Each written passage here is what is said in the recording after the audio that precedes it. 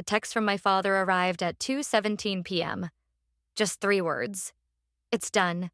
Check email. I sat frozen in my car outside the courthouse, rain pelting against the windshield, creating rivulets that distorted the world beyond the glass. How fitting. For 28 years, I'd been seeing everything through a warped lens. The perfect family, the devoted mother, the hardworking father, the cherished only daughter. All of it. Every birthday cake, every Christmas morning, every I love you. A carefully constructed illusion. And I was about to shatter it. 3 months earlier. You know that feeling when something so small, so innocuous changes your entire life? For me, it was a dead battery. Mom's old iPad had been sitting in our attic storage box for years. I was clearing out junk that Saturday morning because that's what responsible homeowners do on weekends, right? Adulting, organizing, being the put-together person my mother raised me to be. Lizzie, honey, do you remember if I left my gardening shears up there? Mom called from the bottom of the attic stairs. Her voice, still so comforting to me even at 28, echoed against the rafters. I'll check, I called back, pushing a strand of hair from my sweaty forehead. That's when I saw it. The iPad. Ancient by technology standards, probably an iPad 3 or 4. I pulled it out, surprisingly nostalgic about the device. Mom had used it constantly when I was in high school, playing Candy Crush, checking Facebook, taking photos at my track meets. Found them, I called down, spotting the shears beneath an old Christmas tree box. Thanks, sweetie. Your father and I are going to head to the nursery. Need anything? No, I'm good, I replied, my fingers brushing dust off the iPad screen. The house fell quiet after they left. I carried the iPad downstairs, oddly drawn to this relic. Wonder if it still works. I plugged it in, not expecting much. 20 minutes later, the Apple logo appeared. I don't know what made me open her Photos app. Curiosity? Nostalgia? Some subconscious awareness? The iPad asked for password, and I typed in her standard one. My birthday. It worked. My stomach clenched the moment I saw the album labeled simply M. Just M. The first photo struck me like a physical blow. My mother, my 52-year-old mother with her sensible haircut and Gap wardrobe, posed in lingerie I didn't know she owned, angled seductively toward the camera. My finger hovered over the screen. Stop looking. Put it away. This is private. I kept scrolling. More photos. My mother. A man who wasn't my father. Hotel rooms. Explicit messages. Dates spanning years. With the most recent from just 2 months ago. M was Marcus. I found their text history. The plans. The lies. The arrangements. How she'd tell Dad she was at her book club or having lunch with her sister. The inside jokes about my father's obliviousness. The calculated deception. I ran to the bathroom and vomited until there was nothing left but bile and betrayal. Here's the thing about discovering your mother's secret life. It rewrites your entire history. Every memory becomes suspect. Every story gets a footnote. Was she with him that day? Was she thinking about him during my graduation?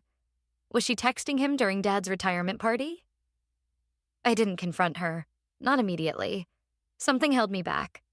Maybe shock. Maybe self-preservation. Maybe the childish hope that there was an explanation that wouldn't destroy us. Instead, I watched her. For 2 weeks, I studied my mother like she was a stranger. The way she touched my father's shoulder as she passed him his coffee. The ease of her lies when she said she was meeting her friend Susan for lunch. The perfect performance of the devoted wife and mother. She was flawless at it. And that terrified me more than the photos. You seem distracted lately, she said one evening as we prepared dinner together. Dad was in the living room watching baseball. Everything okay with work? I looked at her. Really looked at her. The soft lines around her eyes, the familiar curve of her smile, hands that had bandaged my knees and braided my hair. Everything's fine, I lied, just as convincingly as she did. Just tired. She nodded, squeezing my arm affectionately. You work too hard, just like your father. Just like Dad. The comparison turned my stomach. That night, I made my decision. Dad deserved to know. 28 years of marriage, and she was making a fool of him. I would tell him, help him through the pain, support him through the divorce that would inevitably follow. I prepared my approach carefully, choosing a time when Mom would be at her actual book club. I'd show him the iPad, the evidence, offer my shoulder for his tears.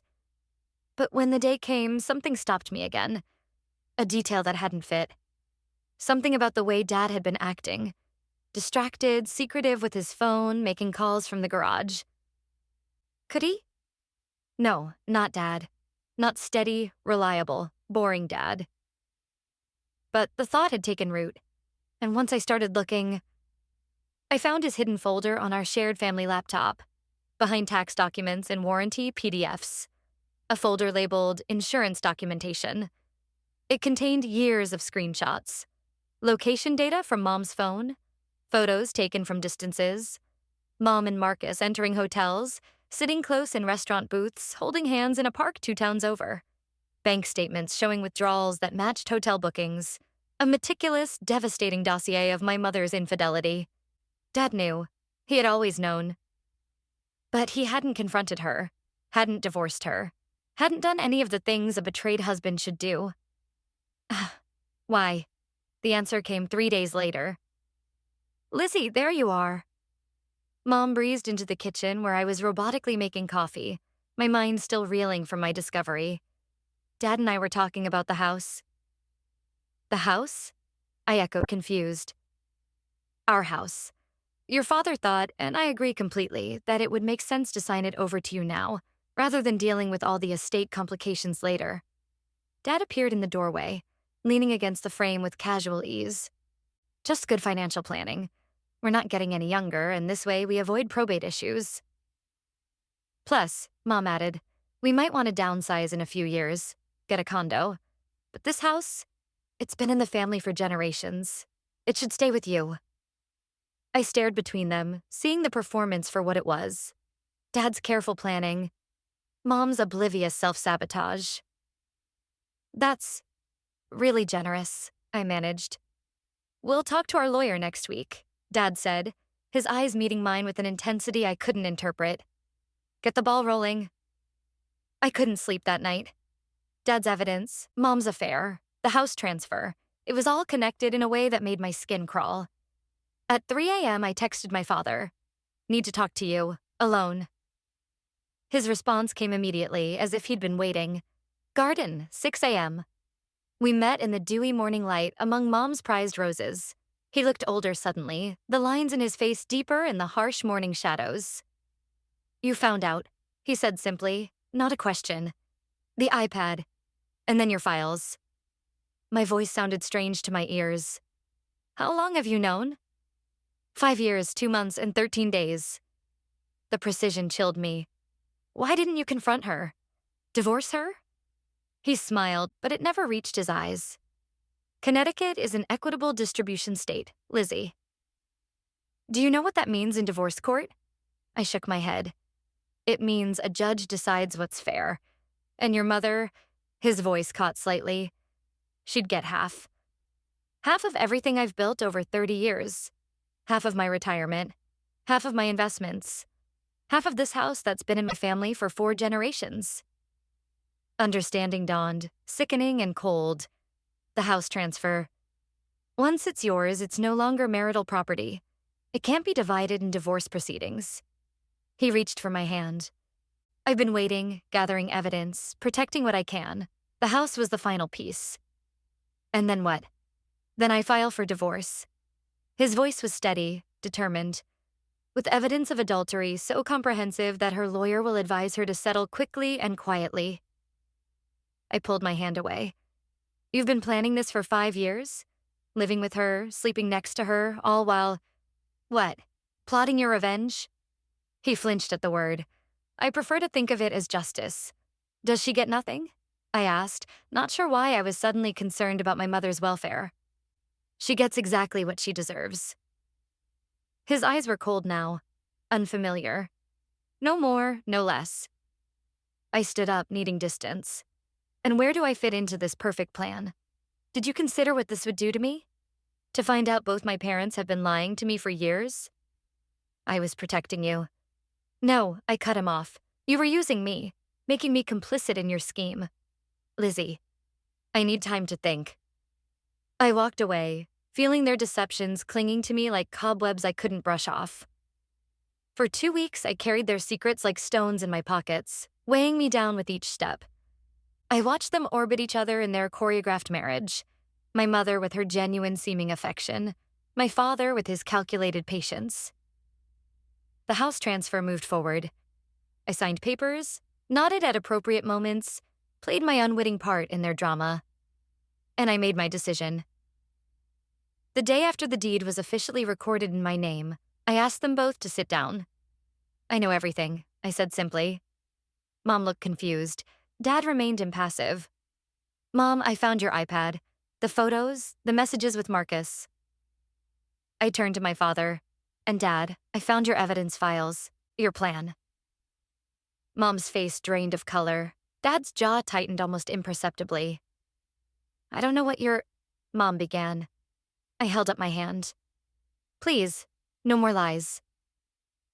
I looked between them, these strangers wearing my parents' faces. You've both been lying to me my entire adult life. Mom's been having an affair for years. Dad's known about it for years and has been gathering evidence while waiting for the perfect moment to destroy her financially. Silence filled our living room, a room suddenly foreign despite being the backdrop to my entire childhood. The house is in my name now, I continued. Dad's plan worked perfectly. Mom can't touch it in the divorce. Dad's expression shifted minutely toward satisfaction. But, I added, pulling out a folder of my own, there's something you should both know. I handed them each a document, identical copies of a new deed I'd had prepared. I'm selling the house to a development company. They're going to tear it down and build condos. Dad's face contorted in shock. You can't. I can. It's my house now, remember? That was your plan. But it's been in our family for... A family, I interrupted, standing up, that no longer exists. You both destroyed it. Not with the affair or the revenge, but with the lies. Years of lies. Mom was crying silently, the deed crumpled in her trembling hands. I've bought myself an apartment in Boston, I continued. The rest of the money from the sale will be donated to a marriage counseling center. Ironic, I know, but somehow fitting. Lizzie, please, Mom whispered. We can talk about this. There's nothing to talk about. The papers are signed. The decision is made. I picked up my pre-packed bag from beside the couch. I suggest you both find good lawyers. I walked out the front door of my childhood home for the last time, their stunned silence following me like a shadow. The text from my father arrived at 2:17 p.m. as I sat in my car outside the courthouse. Just 3 words. It's done. Check email. The divorce filing. His meticulous evidence attached. His grand plan executed perfectly. Except for the house. The house that would be bulldozed next week, taking with it the physical repository of both their deceptions. I started my car, the rain still falling. Some might call what I did cruel. Maybe it was. But as I pulled away from the courthouse, from my past, from their web of lies, I felt something unexpected. Not happiness, not satisfaction, not even relief. I felt free. And for the daughter of 2 master deceivers, truth, even painful truth, was the only freedom worth having. I've never told this story before today. It's been 3 years. Dad lives in Arizona now. Mom moved to Virginia with her sister. I receive carefully neutral holiday cards from both of them. Sometimes I wonder if I did the right thing. If I was too harsh, too absolute in my judgment. But then I remember how easily they both lied. To each other, to me, to themselves. And I remember something my grandfather told me once. Trust, once broken, is like a mirror. You can fix it, but you'll always see the cracks in the reflection. Some mirrors are better left broken. Some reflections too distorted to trust. I'm building my life now on foundations of painful honesty rather than comfortable lies. It's harder this way, but when I look in the mirror, my reflection is clear. And that's something neither of my parents can say.